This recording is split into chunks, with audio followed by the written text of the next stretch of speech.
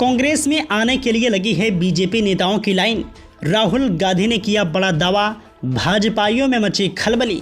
दरअसल आपको बता दें, कांग्रेस के पूर्व अध्यक्ष राहुल गांधी ने शुक्रवार को एक रैली में तेलंगाना के भारतीय जनता पार्टी बीजेपी के नेताओं की तुलना बॉलीवुड नायकों से करते हुए कहा कि वे बीजेपी नेता जो पहले इतराते थे अब कांग्रेस पार्टी में शामिल होने के लिए लाइन लगाए खड़े हैं।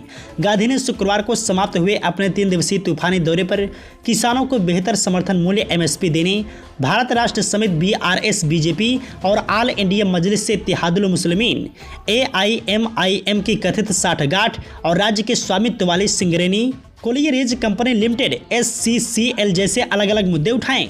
निजामाबाद और जगतयाल जिलों में अलग अलग बैठकों में राहुल गांधी ने तेलंगाना भावना को जागृत करते हुए कहा कि उनकी मां और पार्टी की पूर्व अध्यक्ष सोनिया गांधी ही थी जिन्होंने नए राज्य का निर्माण कराया था। उन्होंने कहा कि यदि उनकी मां ने इनका समर्थन नहीं किया होता तो यह नया दक्षिणी राज्य नहीं बन पाता। उन्होंने कहा कि यहाँ तेलंगाना में लड़ाई कांग्रेस और BRS के बीच है। पहले बीजेपी नेता यहाँ बॉलीवुड हीरो की तरह घूमते थे, उन्हें पता भी नहीं चला कि उनकी गाड़ी के चारों पहिए कब निकल गए। आज बीजेपी नेता कांग्रेस में शामिल होने के लिए कतार में खड़े हैं, लेकिन हम उन्हें नहीं चाहते।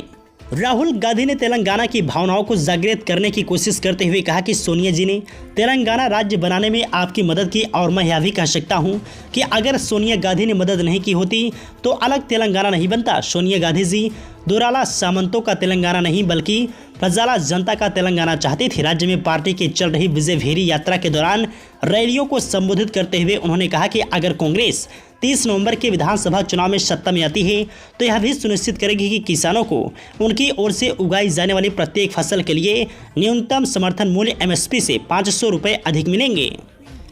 राहुल गांधी ने कहा कि इसके अलावा कांग्रेस यह सुनिश्चित करेगी कि हल्दी उत्पादक किसानों को 12,000 रुपये से 15,000 रुपये प्रति क्विंटल समर्थन मूल्य मिले।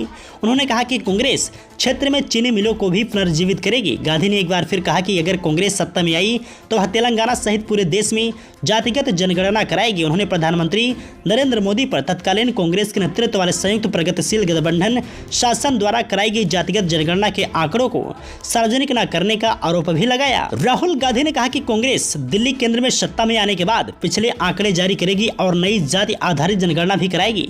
उन्होंने कहा कि सत्ता में आने पर पार्टी तेलंगाना में भी जातिगत जनगणना कराएगी। BRS बीजेपी और AIMIM पर निशाना साधते हुए वायनाड सांसद ने कहा कि तीनों दल आपसी मिली भगत से काम करते हैं और मुख्यमंत्री के चंद्रशेखर राव के नेतृत्व वाला राजनीतिक दल संसद में भगवा पार्टी का समर्थन करता है।